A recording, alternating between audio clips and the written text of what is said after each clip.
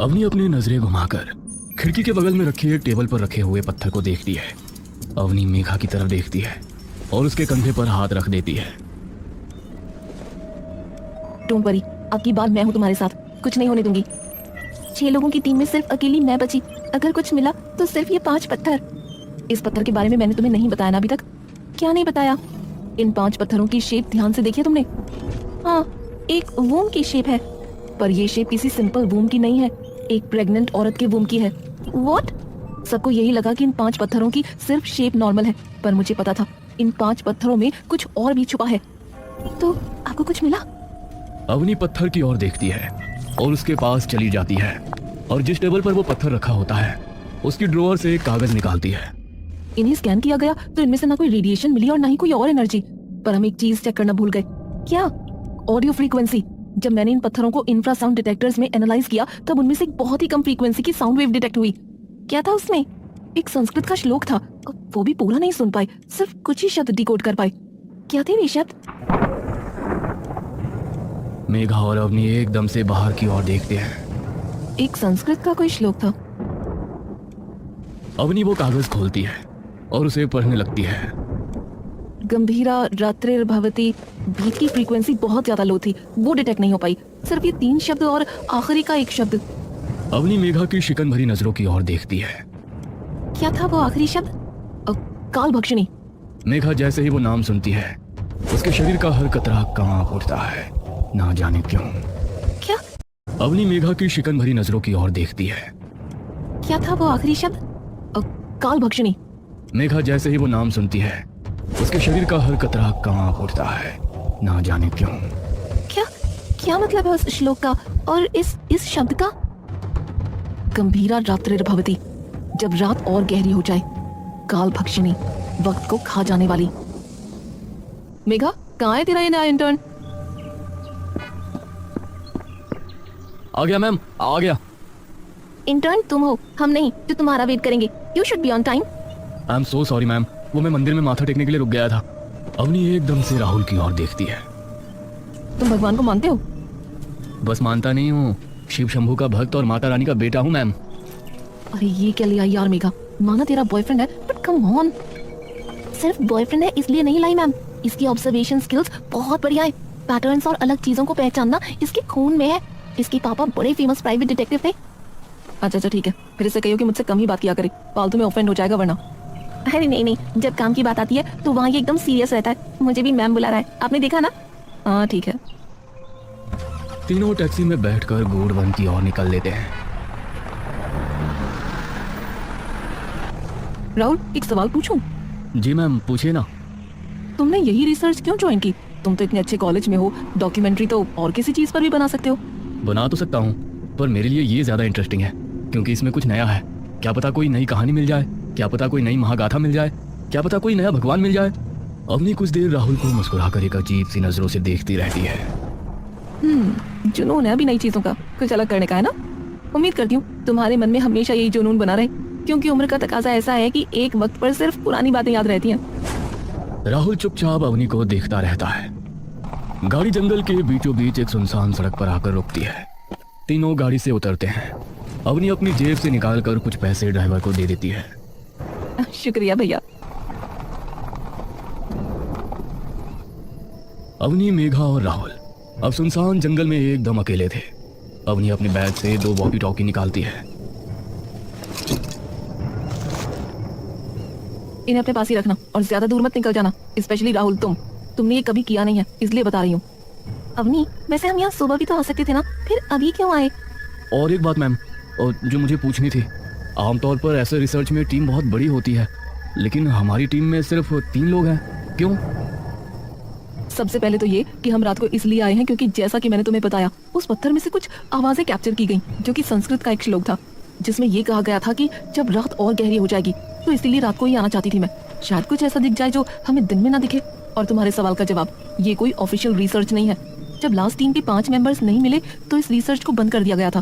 सिर्फ मैं और मेघा ही थे जिन्होंने बाद में रिसर्च जारी रखी थी, तो इसीलिए। ओह ठीक है। और कुछ? राहुल और मेघा दोनों नामे गर्दन हिला देते हैं। Alright then. बोलिए शिव शंकर भगवान की। अवनी और मेघा एकदम से अपने होठों पर उंगली रखती हैं। श्श, जागरण में नहीं आए तुम। मैम, किसी भी शुभ काम से पहले भगवान को याद कर लेना चाहिए। इससे पहले जो टीम आई थी ना, वो पूजा पाठ ही करके आई थी। राहुल कुछ नहीं बोलता। तीनों आसपास ही रहना, ज्यादा दूर मत जाना। कोई भी ऐसी चीज जो लगे कि अलग है, contain it and capture it. Rahul अपने बैग से अपना हैंडी कैम निकालता है और उसे ऑन कर लेता है। तीनों जंगल के अंदर निकल जाते हैं। जंगल बहुत ही घना और सुनसान होता है। तीनों धीरे धीरे जंगल की दूरतम गहराई में जाने लगते हैं, जहाँ बिछुआ, हिगोट और कई झाड़ियां घनी होती जा रही थी। रुको, क्या हुआ? यही है ना वो जगह? अपनी अपने पीठ पर टंगे बैग में से एक नक्शा निकालती है और खोल कर देखती है, जिस पर गूढ़ वन लिखा होता है। ठीक कहा। अब एक काम करो, तुम दोनों उस तरफ जाओ और देखो, मैं इस तरफ जा रही हूँ। सेफ नहीं है अवनी, इतनी रात को अकेले ऐसे सुनसान जंगल में। अरे तू चिंता मत करना यार, तुम जाओ। एरिया ज्यादा बड़ा नहीं है तो कवर करने में टाइम नहीं लगेगा। ठीक है, ध्यान से करना जो भी करोगे आप। तुम भी, और ज्यादा दूर मत जाना वरना वॉकी की रेंज नहीं पकड़ेगी। ठीक है। मेघा और राहुल दाईं तरफ और अपनी बाईं तरफ निकल जाती है। मेघा और राहुल एक दूसरे का हाथ पकड़कर धीरे धीरे आसपास की सारी जगहों की छानबीन करते जा रहे थे। मुझे तो ये समझ में नहीं आ रहा कि हम ढूंढ क्या रहे हैं मैम। मेघा एकदम से राहुल की ओर देखती है। अब तो अवनी भी नहीं है तो मुझे क्यों मैम बुला रहे हो तुम? अरे पर काम तो कर रहे हैं ना। बे प्लीज ना, मत बुलाओ। अच्छा अच्छा ठीक है मेरी जान। मेघा उसकी तरफ मुस्कुराती है। ये हुई ना कुछ बात। मेघा और राहुल आगे जाने लगते हैं। तभी उनके वॉकी टॉकी में से अवनी की आवाज आती है। Megha, Rahul, do you copy? Megha अपना वॉकी का बटन दबाती है।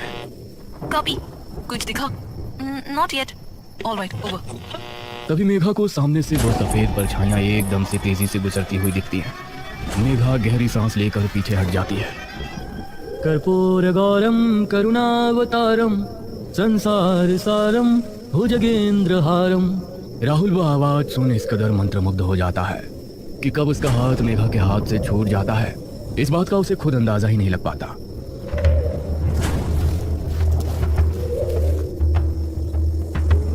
आ जाओ, आओ ना, आओ। मेघा का दिमाग डर से इतना सुन्न पड़ चुका होता है कि उसे इसकी भनक नहीं पड़ती कि राहुल उसका हाथ छोड़ कहीं और जा चुका है। मेघा वॉकी को अपने कानों के पास लाती है और उस आवाज को ध्यान से सुनने की कोशिश करती है। बेटी, आ जाओ ना, आओ। यहाँ तुम्हें कुछ नहीं होगा। आ जाओ मेरे पास। मेघा की आंखें डर के मारे चौड़ी खुल चुकी होती हैं, लेकिन ना चाहते हुए भी उसके पैर उन परछाइयों की ओर बढ़ने लगते हैं। धीरे धीरे मेघा अपनी पलकें उठाकर देखती है कि उसके सामने एक बड़ा सा पीपल का पेड़ है। मेघा धीरे धीरे झाड़ियों को हटाते हुए आगे पहुंचती है, लेकिन जैसे ही वो पेड़ के पास पहुंचती है,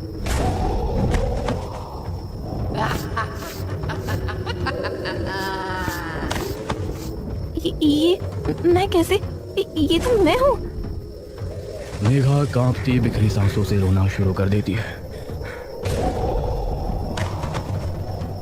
आजा छोरी, तेरे भी बाल आवारूं।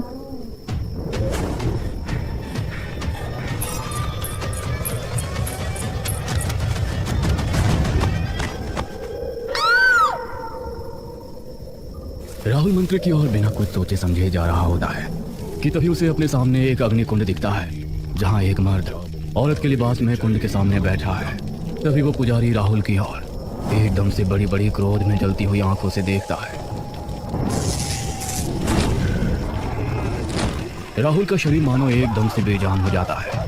राहुल वहीं बिखर कर गिर जाता है और जैसे ही वो गिरता है, वो पुजारी जोर से अपनी दैत्य ध्वनि में चिल्ला उठता है, स्वाहा, आहुति संपन्न हुई। अवनी अपने वॉकी टॉकी पर राहुल और मेघा से बात करने की बहुत कोशिश कर रही होती है। Megha, Rahul, do you copy? दूसरी तरफ कोई आवाज नहीं आती। Damn it! अवनी उन्हें ढूंढने के लिए पीछे मुड़ती है कि तभी उसे मेघा के चिल्लाने की आवाज आती है। अवनी मुड़कर उस आवाज की ओर देखती है। जैसे ही वो आवाज के करीब पहुंचती है,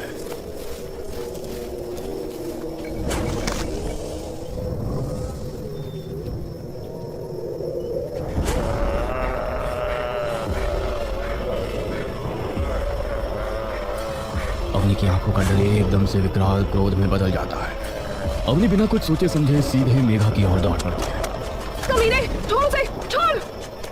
लेकिन तभी वो एक अंधेरे भरे गड्ढे में गिर पड़ती है।